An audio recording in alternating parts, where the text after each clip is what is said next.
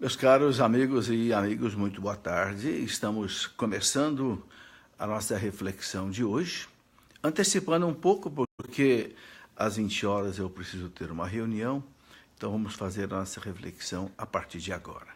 Sejam bem-vindos aqueles que podem nos acessar, e nós queremos hoje conversar sobre aquilo que a igreja coloca para nós na liturgia da missa de domingo de amanhã.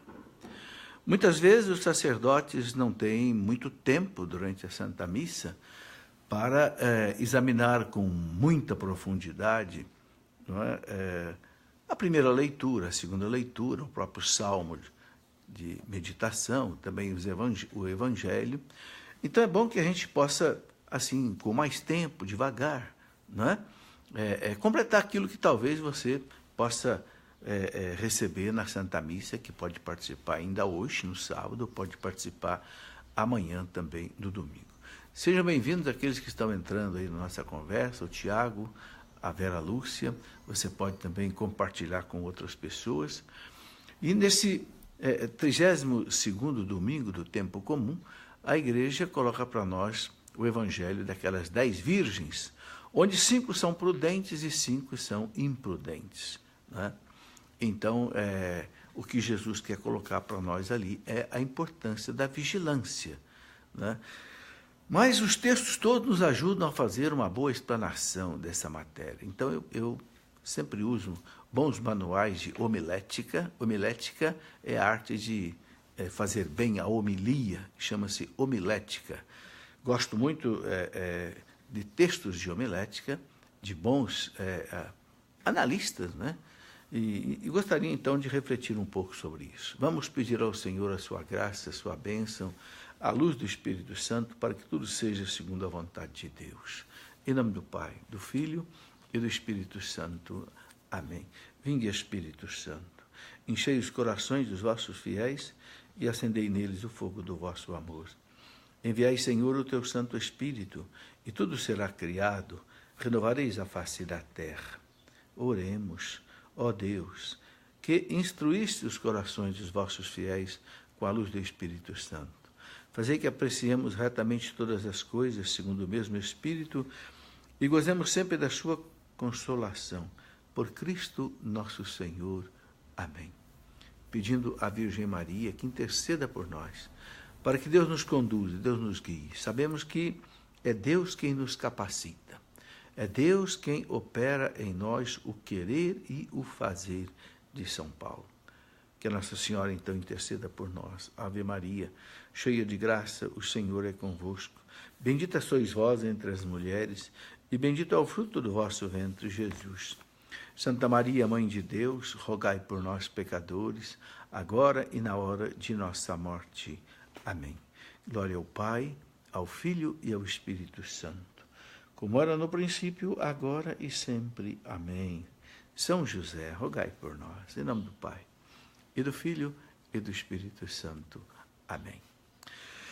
Muito bem, meus irmãos, a igreja coloca nessa liturgia do domingo, né, a primeira leitura do Antigo Testamento da sabedoria, né, capítulo 6, versículo de 12 até 16. Eu quero ler aqui rapidamente, né? Diz assim: resplandecente é a sabedoria. Essa sabedoria com S maiúsculo que aparece aqui na Bíblia, ela é o próprio verbo de Deus, que criou todas as coisas com sabedoria e que conduz tudo com sabedoria. Então, buscar a sabedoria na linguagem bíblica é buscar o próprio Jesus, o próprio verbo de Deus. Os que procuram, resplandecente é a sabedoria, e sua beleza é inalterável. Os que a amam descobrem-na facilmente. Veja que bonito. Os que a procuram encontram-na. Ela antecipa-se aos que a desejam. Quem para possuí-la levanta-se de madrugada, não terá trabalho, porque a encontrará sentada à sua porta. Ou seja, buscar a sabedoria é encontrá-la, né? Fazê-la objeto de seus pensamentos é a prudência perfeita. E quem por ela vigia, em breve não terá mais cuidado. Ela mesma vai à procura dos que são dignos dela. ela lhes aparece nos caminhos cheia de benevolência e vai ao encontro deles em todos os seus pensamentos, porque verdadeiramente, desde o começo, seu desejo é instruir, e desejar instruir-se é amá-la. Deixar-se instruir por Cristo, né, é amar a Cristo. E termina dizendo, mas amá-la é obedecer às suas leis. E obedecer às suas leis é a garantia da imortalidade. Veja que bonito, né? Ele procurar a sabedoria, ela se deixa encontrar, ela nos dá prudência, ela nos dá felicidade, mas ele diz, e nos faz amá-la. Mas amá-la é obedecer às suas leis. E obedecer às suas leis é a garantia da imortalidade. Né? Bem, a igreja está colocando para nós a sabedoria. No fundo, quer pedir o quê? Viver com sabedoria. Porque o Evangelho vai falar daquela parábola das 10 virgens. 5 que eram prudentes, né? E 5 que eram imprudentes. Então, ele está preparando o caminho. Depois, no Salmo 62, um salmo maravilhoso, esse salmo coloca para nós assim aquela comunhão profunda com Deus.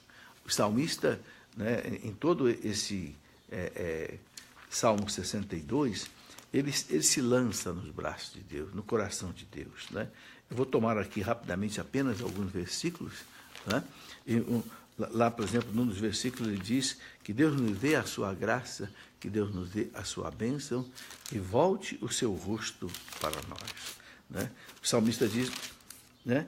Ó Deus, vós sois o meu Deus, com ardor vos procuro. Minha alma está sedenta de vós, e minha carne por vós anela, como a terra árida e sequiosa sem água. Então o salmista, né, que busca a Deus, sente que ele só pode se satisfazer em Deus. É aquilo que dizia Santa Teresa d'Ávila, só Deus basta. Né? Só Deus basta. Quero contemplar-vos no santuário, porque vossa graça me é mais preciosa do que a vida. Meus lábios entoarão os vossos louvores. Assim vos bendirei em toda a minha vida, vos bendirei em toda a minha vida, com minhas mãos erguidas, vosso nome adorarei. Né? É muito bonito esse salmo. Ele coloca no versículo 8, porque vós sois o meu apoio, exulto de alegria à sombra de vossas asas. Vós sois o meu apoio. Por isso me alegro, né? Me refugio debaixo das suas asas. Minha alma está unida a vós, sustenta-me a vossa destra. Né? Então, o salmista se lança no coração de Deus. E a igreja coloca para nós esse Salmo 62 hoje para mostrar exatamente que a sabedoria que aparece na primeira leitura, né? A sabedoria que se deixa encontrar quando a gente a procura, né? E que nos dá a prudência e que nos dá a felicidade de amá-la, vivendo as suas leis, essa sabedoria significa o quê? Viver em Deus, buscar a Deus, né? Colocar Deus, como dizia São Bento, em primeiro lugar. Viver aquele primeiro mandamento, amar a Deus sobre todas as coisas, não trocar Deus por nada. Né? E na medida que a gente vai buscando Deus, o encanto de Deus vai fazendo com que a gente se desprenda das outras coisas.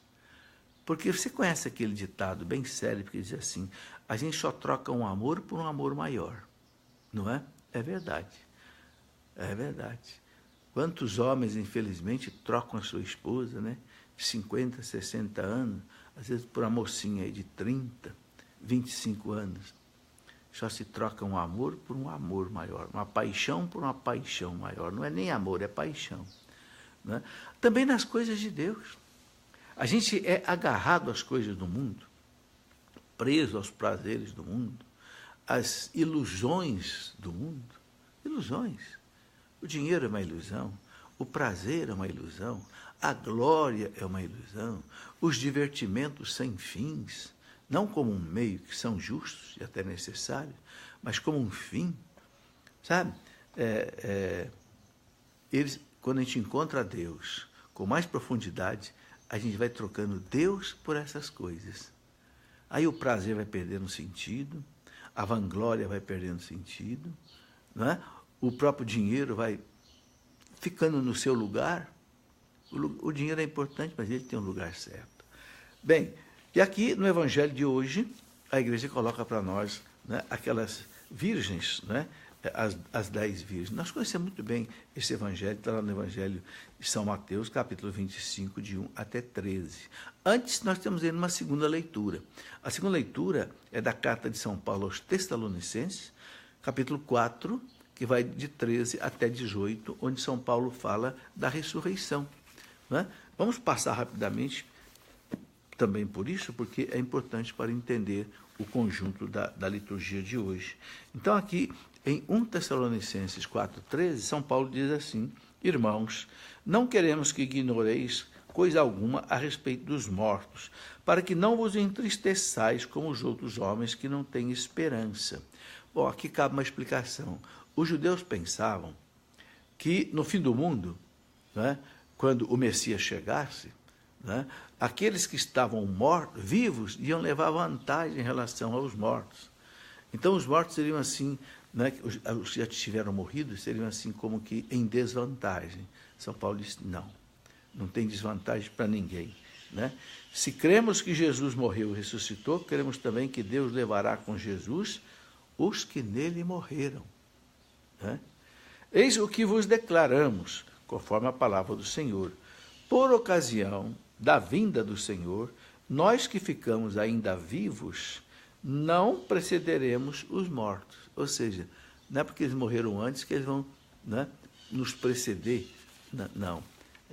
Ele tira esse mal-entendido que havia na comunidade. Quando for dado o sinal, a voz do arcanjo, né, e ao som da trombeta de Deus, o mesmo Senhor descerá do céu e os que morreram em Cristo ressurgirão primeiro. Então, primeiro os mortos vão ressurgir quando Cristo voltar, na parousia, na segunda vinda, que nós não sabemos quando é, né? Depois nós, os vivos, os que estamos ainda na terra, seremos arrebatados juntamente com eles sobre nuvens ao encontro do Senhor nos ares. E assim estaremos para sempre com o Senhor. Portanto, consolai-vos uns aos outros com essas palavras. Bem, é preciso dizer que esse arrebatamento que São Paulo fala aí, a igreja não o interpreta ao pé da letra. Dom Estevão Bittencourt costumava dizer, não haverá cortejos pelos ares. Não. E a igreja, na verdade, ela diz que não sabe como será isso. Não é? Quando Cristo voltar, todos ressuscitarão, né? E aí haverá o juízo final, os justos vão viver com Deus, quem rejeitou Deus definitivamente vai viver sem Deus, acaba a realidade do purgatório, né? E acabou a história da humanidade. Ok? Então, esse arrebatamento que São Paulo coloca aí, uma figura de linguagem que a Igreja Católica não interpreta ao pé da letra, como se nós fôssemos levados assim pelos ares e tal. Bom, a Igreja deixa por conta de Deus mostrar isso quando Deus quiser. E aí, então, vemos o Evangelho. Né? O Evangelho fala de vigilância. Né? No capítulo 24, que precede o de hoje, o 25, Jesus já tinha falado da questão dos talentos. Né? E agora ele completa essa reflexão com as 10 virgens, né? Mostrando que as 10 virgens, né, 5 eram prudentes, né? E 5 imprudentes. Que história é essa das 10 virgens? Vamos aqui dar uma explicação que é lá da história do povo judeu. Quando ia haver um casamento para os judeus, que era algo muito solene, porque para o judeu, um casal, quando se unia, simbolizava Javé, que se une com Israel no Antigo Testamento. Você já percebeu que toda a Bíblia são 2 alianças, a Antiga Aliança e a Nova Aliança. A Antiga Aliança no Antigo Testamento, a Nova Aliança no Novo Testamento. Não é? Então, Deus quer mostrar o que? Com essa figura de casamento, de aliança, de bodas, Deus quer mostrar que Ele quer ter uma intimidade conosco, uma aliança com a nossa alma, assim como a aliança que existe entre 2 esposos. 2 esposos que se amam, meus irmãos, têm uma amizade profunda, não escondem nada um do outro, fazem tudo em comum, não é? Um não é infiel ao outro, não é? Um não ofende o outro, pelo contrário, um procura agradar o outro cada vez mais. Não existe na Terra unidade assim, mais íntima, mais profunda do que no casamento. Então, Deus, quando fala de tantas bodas e nas bodas de Caná e as bodas, né, que aquele homem quer celebrar do casamento do seu filho. Deus quer mostrar exatamente isso. Então, os judeus, quando celebravam o casamento, a festa de casamento era na casa do noivo, né? E depois, quando assim terminava o dia, né, a noitinha, então as amigas da noiva iam buscar a noiva lá na casa dela e trazer para a casa onde eles iam morar, onde então se completava a festa. E como já era assim, no começo da noite, elas tinham que vir com essas lâmpadas acesas, porque antigamente não havia luz elétrica nas ruas como hoje, né? Então aí Jesus coloca uma reflexão muito profunda em cima disso, né? É preciso ter a luz da fé, que se mantém viva com o óleo da caridade, né? A fé que é alimentada pela caridade, porque não basta a fé é alimentada pela caridade. A fé é a luz que ilumina, a caridade é o azeite que não pode faltar, né? O nosso catecismo diz que não basta a gente estar na igreja para a gente ser salvo. É preciso também a gente permanecer na igreja e viver conforme a vontade de Deus. Eu quero pegar aqui no nosso catecismo, no parágrafo 846, há uma frase aqui dos santos doutores em que as pessoas fazem muitas perguntas. Essa frase está entre aspas, aqui no parágrafo 846 do catecismo, que diz assim: fora da igreja não há salvação. As pessoas perguntam, como interpretar isso? O catecismo explica aqui o seguinte, né? Essa frase dos santos padres, né, formulada de maneira positiva, significa que toda a salvação vem de Cristo cabeça, por meio da igreja, que é o seu corpo. Então, toda a salvação vem de Cristo. Ou seja, qualquer pessoa que se salva, mesmo que ela não seja batizada, ela vai se salvar por causa da igreja. Porque é da igreja que sai a salvação. E o catecismo diz aqui, apoiado na Sagrada Escritura e na tradição da igreja, o Concílio Vaticano II ensina que esta igreja peregrina é necessária para a salvação. Olha aqui, é necessária para a salvação. O único mediador e caminho da salvação é Cristo, que se nos torna presente em seu corpo, que é a igreja. Então, o único caminho de salvação é Cristo. E Cristo se faz presente pela igreja, não é?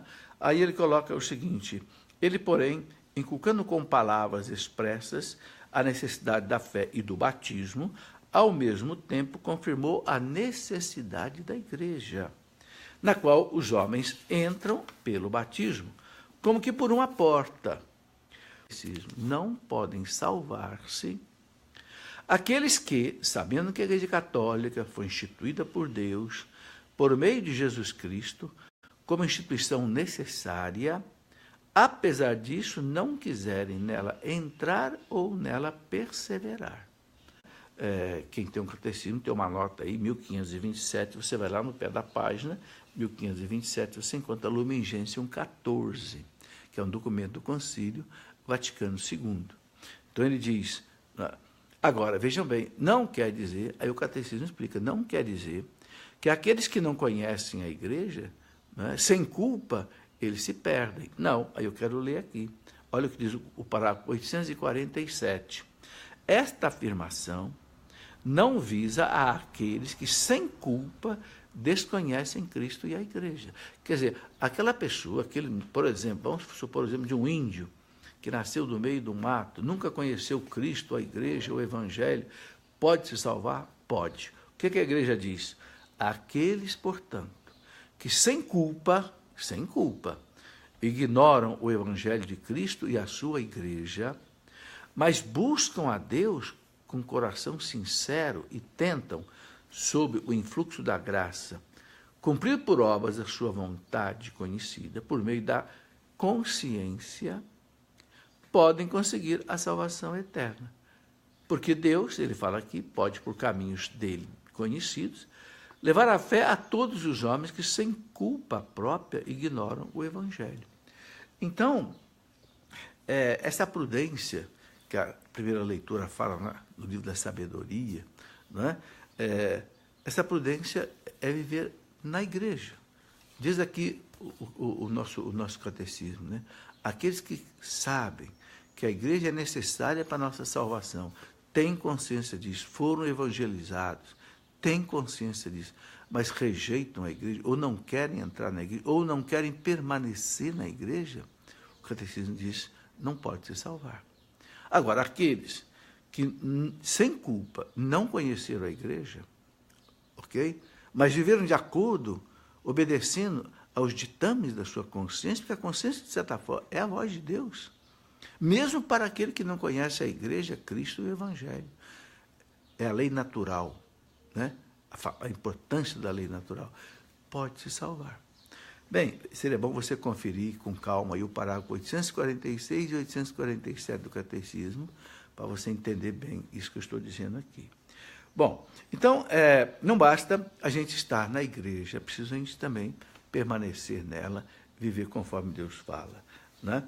Bem, então, essa parábola, o que Jesus quer chamar mais atenção nessa parábola é a vigilância daquelas virgens até a chegada do noivo. Porque o que aconteceu? As virgens ficavam na casa da noiva, eram aquelas damas, né, que acompanhavam a virgem, esperando o noivo chegar. E o noivo sempre fazia aquele suspense, né?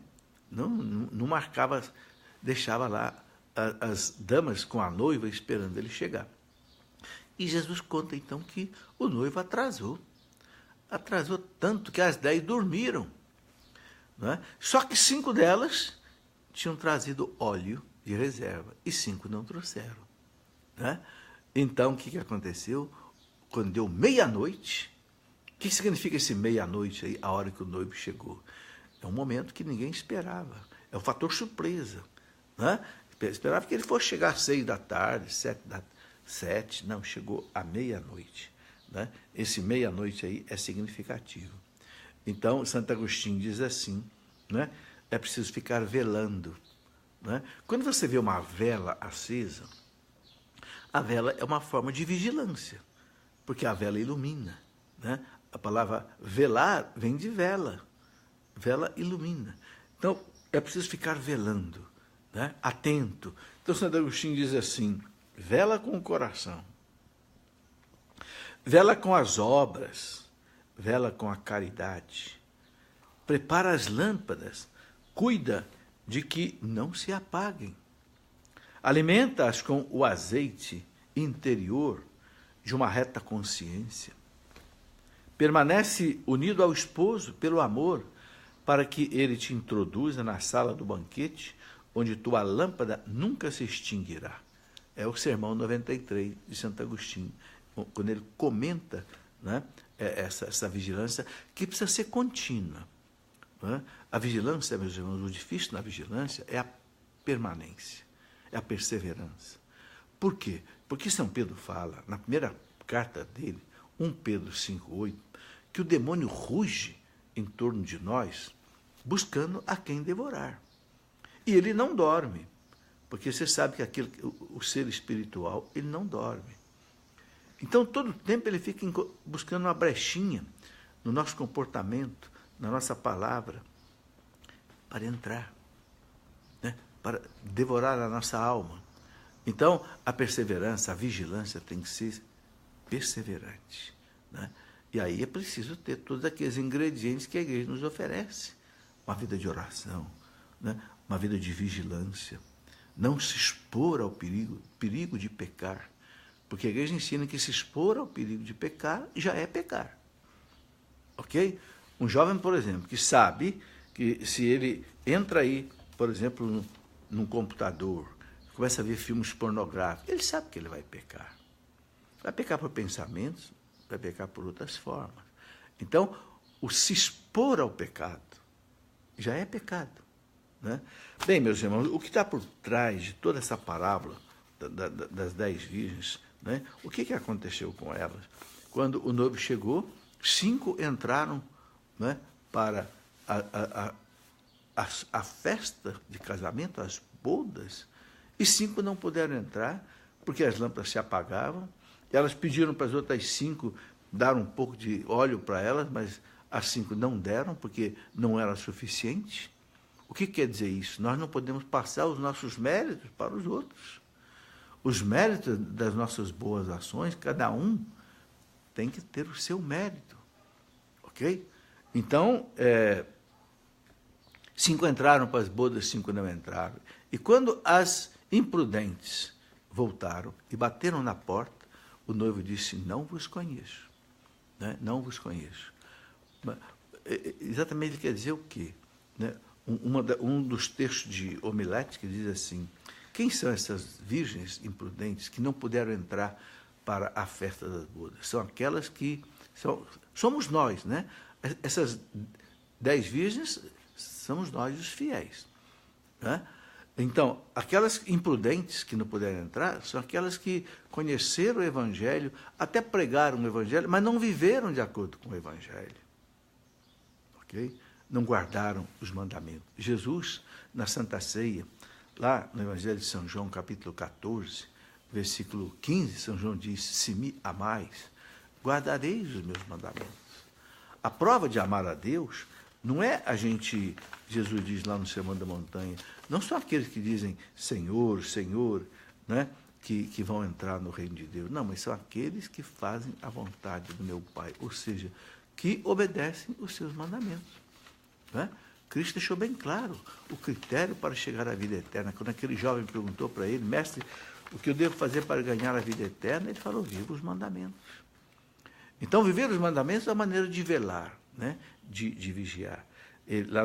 Lá no mesmo capítulo 14 de São João, versículo 21, na Santa Ceia, né? Jesus diz, aquele que tem os meus mandamentos e os guarda, esse é o que me ama. Então, meus irmãos, amar a Deus é fazer a vontade de Deus, obedecer a seus mandamentos. Né? E Santo Afonso de Ligório dizia, fazer o que Deus quer e querer o que Deus faz é o caminho da santidade. Fazer o que Deus quer e querer o que Deus faz. Bem, eu gostaria de colocar aqui a base dessa reflexão toda é o amor que Deus tem por nós, né? E que nós precisamos corresponder. Né? A recíproca tem que ser verdadeira, como a gente diz. Né?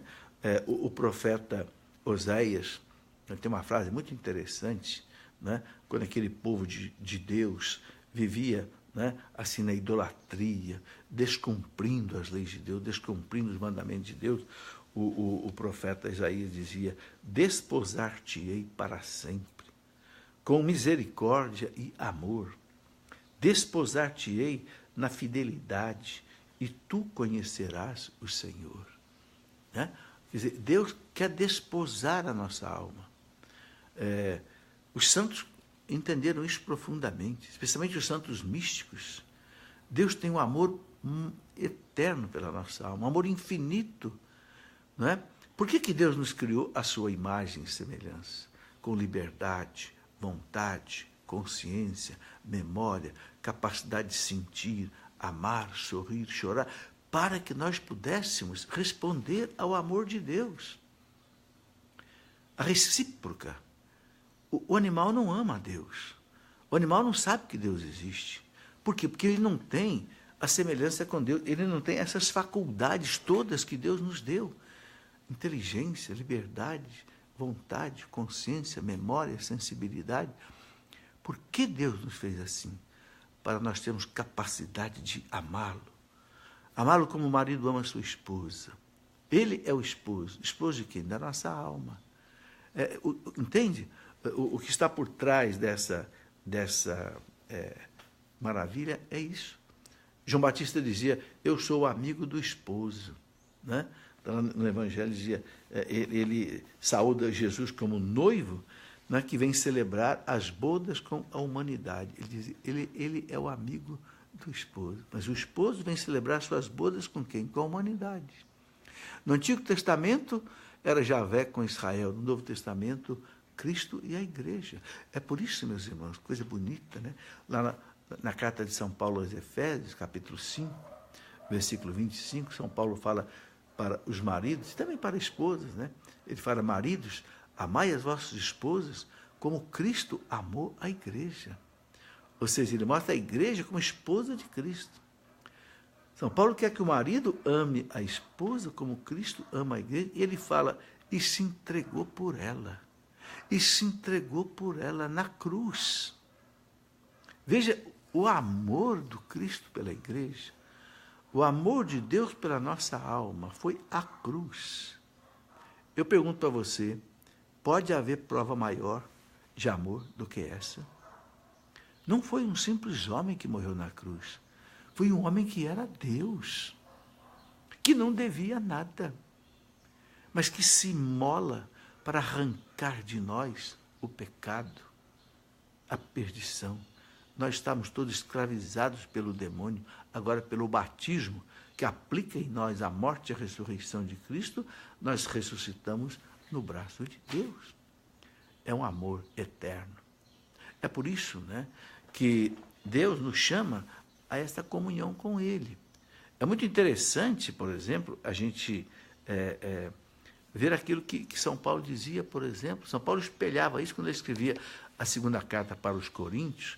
Por exemplo, na segunda carta aos Coríntios, no capítulo 11, versículo 2, São Paulo dizia assim para os coríntios, né? Ele dizia: sinto por vós um santo ciúme, por vos ter desposado com um único esposo, né? Como uma virgem pura oferecida a Cristo. São Paulo dizendo: eu sinto um ciúme de vocês, né? Porque eu vos preparei com uma virgem pura para ser esposa de um único Senhor, que é Cristo. Então, não quero que vocês percam essa maravilha, percam Cristo, né? Então, aí a gente entende aquilo que dizia São João da Cruz. São João da Cruz dizia assim, que o amor, ele iguala e assemelha aqueles que se amam. Você pode reparar, duas pessoas que se amam profundamente, não precisa ser simplesmente marido e mulher só, não. Basta dois amigos. Eles se tornam semelhantes. Eles vão tendo os mesmos pensamentos, eles vão tendo o mesmo comportamento, eles vão tendo, não sei, os mesmos programas, as mesmas diversões, porque o amor, né, de São João da Cruz, ele iguala e ele assemelha aqueles que amam. Então, o que Deus quer? Deus quer que nós, entrando em comunhão com Ele, né, a gente se assemelhe a Ele, né? Assemelha ao Cristo, que é o modelo de todo homem. Por isso, né, que Jesus fala lá no Evangelho de São Lucas, né, aquele que quiser ser meu discípulo, renuncie a si mesmo, né? Toma a sua cruz e me siga. Essa palavra pode parecer muito pesada, meus irmãos, mas não, no fundo não é. Quando a gente entende, não é. Renuncia-te a ti mesmo, quer dizer, nós estamos cheios de coisas erradas.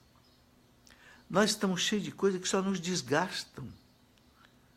Jesus diz: deixa para lá essa vanglória, essa busca de prazer que não acaba nunca, né? Na comida, na bebida, no jogo, não sei onde mais. Renuncia a ti mesmo, né? Toma a sua cruz, essa cruz da renúncia, e me segue. E seguindo, você vai ser feliz, né? É muito interessante a gente... eu gosto muito de ler São João da Cruz, né? São João da Cruz escreveu uma obra maravilhosa, entre muitas, a Subida, né? Ele coloca assim: e quando o homem ficar reduzido a nada, né, que será a sua humildade? Para João da Cruz era a humildade. O homem reduzido a nada, né, que abriu mão dessas coisas todas. Ele fala: ficará feita a união espiritual entre a alma e Deus. Está lá na obra dele, Subida, capítulo 2, 7,11. Né? Bem, uma coisa muito interessante, meus irmãos, uma reflexão que cabe aqui, né, nesta vigilância que Jesus manda ter, né, nesse preparo para o encontro com Ele, que a gente não sabe quando vai ser. Esse noivo que chega à meia-noite para encontrar, né, aquelas virgens, é exatamente um fator surpresa. E o que Jesus quer marcar é a expectativa dessa espera do noivo.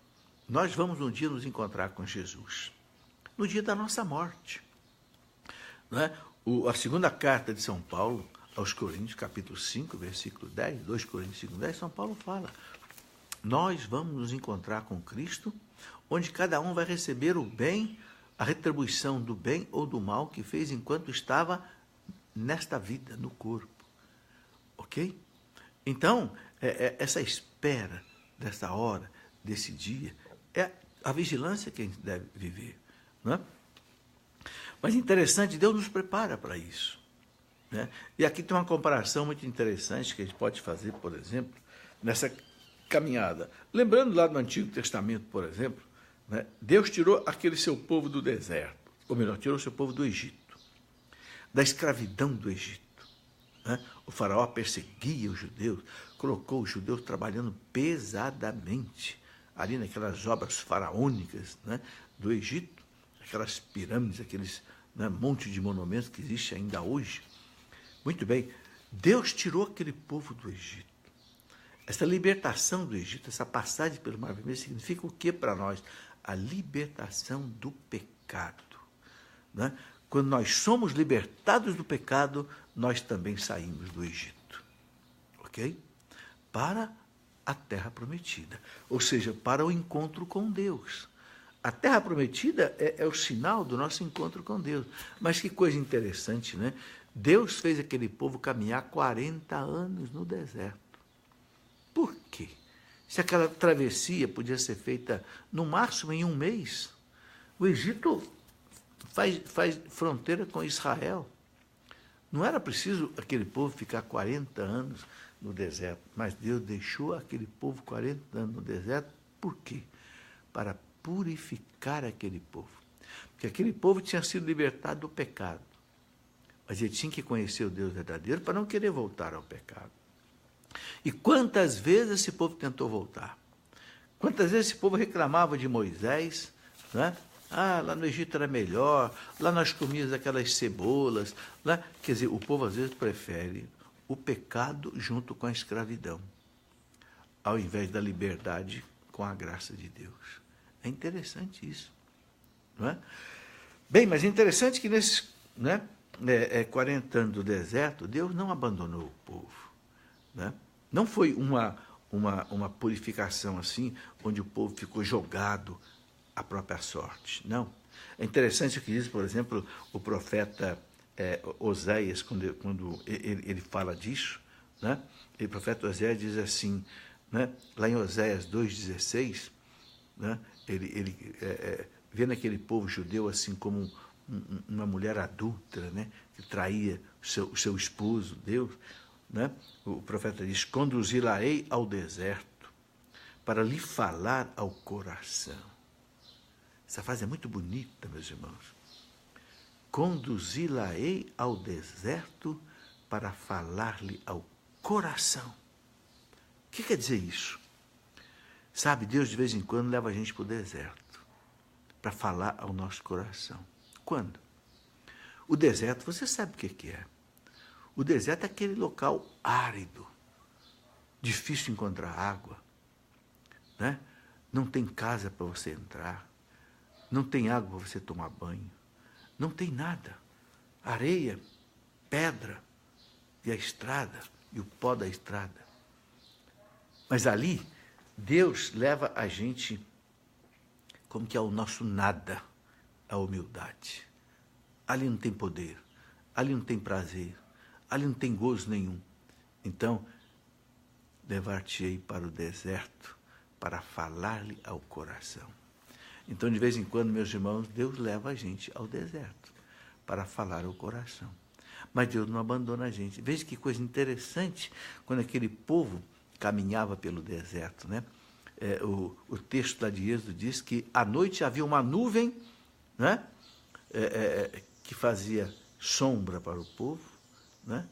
E à noite essa nuvem ficava luminosa. Era tenebrosa de dia, né? Porque de dia tem a luz, então, mas de noite ela ficava luminosa. Essa nuvem lá no Êxodo é sinal da presença de Deus. Deus que nos guia de dia e de noite. nos momentos de tranquilidade e nos momentos de trevas, no deserto da vida, onde ele fala ao nosso coração. Então, o que a Escritura nos mostra? É aí que Deus nos purifica. É aí que Deus arranca de nós as ervas daninhas do jardim da nossa alma, quando Ele leva a gente para o deserto. E que deserto é esse? As aflições, as tribulações, as doenças, as contrariedades, aquelas pessoas que magoam a gente, né? Santa Teresinha, ela é representada, você já viu várias vezes, com um buquê de flores assim na mão, né? Por quê? Ela dizia, são as florezinhas que eu jogo para Jesus. Que florzinha é essa? Ah, aquela pessoa que falou mal de mim, eu jogo essa florzinha para Jesus. Aquela pessoa que me irrita, eu jogo para Jesus. Aquela impaciência, aquela dorzinha de cabeça, eu jogo para Jesus. Essas florzinhas. Santa Teresinha dizia, esse era o caminho espiritual dela. Era o deserto dela. Então, uma coisa fica clara para nós, meus irmãos. Quem nos prepara para o encontro com Ele, Jesus mesmo nos prepara. É Ele que nos prepara para encontrar com Ele, ok? Na eternidade. Nós não conseguimos arrancar de nós mesmos os nossos pecados, mas Deus providencia o deserto. Deus providencia a nuvem escura de dia e luminosa de noite que caminha conosco, né, iluminando os nossos passos. Né? Deus não abandona o seu povo no deserto. O livro da Sabedoria, no capítulo 10, versículo 17, diz assim, Senhor, se a nossa proteção durante o dia e a luz dos astros durante a noite.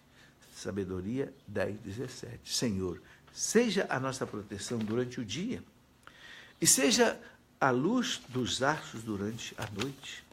Eu quero pedir isso agora mesmo com você, Senhor.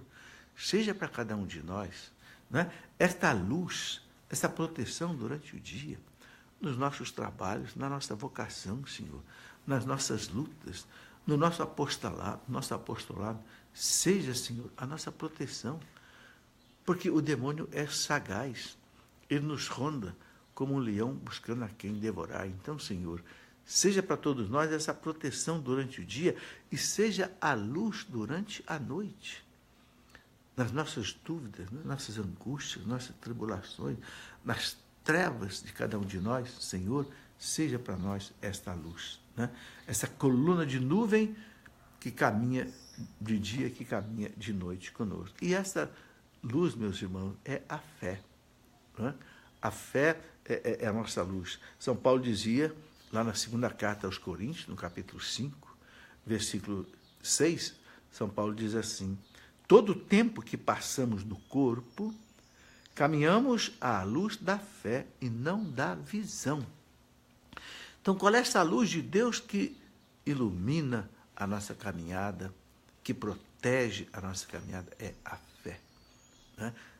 São João diz bem claro, esta é a vitória que vence o mundo, a nossa fé. Né? A vitória que vence o mundo, a nossa fé. Então, a gente tem que viver esta fé. A fé que opera pela caridade. Né? São Tiago diz, né? Me mostra a sua fé, que eu vou te mostrar as minhas obras. Então, é a fé que caminha pela caridade. Isso é muito importante a gente praticar e a gente viver. Bem, então aí eu penso, meus irmãos, que com essa reflexão a gente pode entender um pouco, talvez melhor, né, esta liturgia toda do domingo. Relembrando, fechando, né, a gente começa lá com o livro da sabedoria, dizendo que nós temos que viver com sabedoria. Sabedoria é viver com os valores de Deus e não viver com os nossos valores. Ok? Segundo, ele coloca lá, né, o Salmo 62, né, em que pede ao Senhor, Senhor, né, dai-nos a vossa graça e a vossa bênção, mostra a nós a tua face. Né? Tu és a minha alegria, tu és a minha realização. Assim como a terra seca aspira pela água, pela chuva, a minha alma aspira por vós. Deus é a nossa realização, Deus é a nossa felicidade. E aí, o Evangelho, que coloca para nós, né, a questão da vigilância. Por isso temos que ter prudentes com aquelas 5 virgens que carregaram com ela, né, o óleo.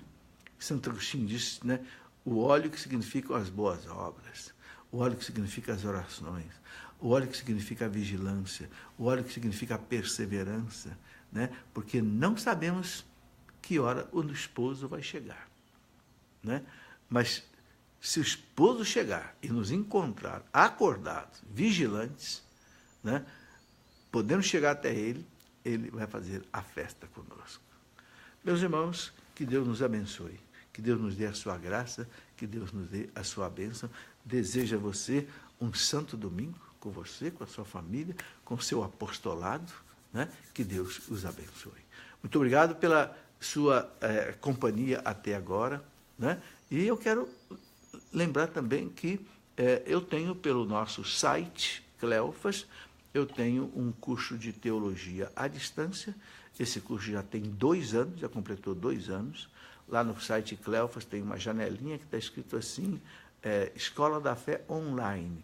Se você clicar ali, tem as instruções de como é que você participa, pode até mandar as perguntas para mim toda semana, e é com satisfação que eu respondo também as perguntas. E quem entra hoje no curso tem acesso a todas as aulas que nós já tivemos. Agora eu estou fazendo um curso bíblico. Terminamos um curso sobre história da igreja, estamos num curso bíblico. É uma maneira de nós irmos crescendo cada dia mais na nossa fé. Peço até você que divulgue.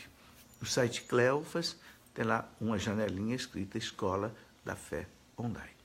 Muito obrigado, um grande abraço a todos. Fiquem com Deus.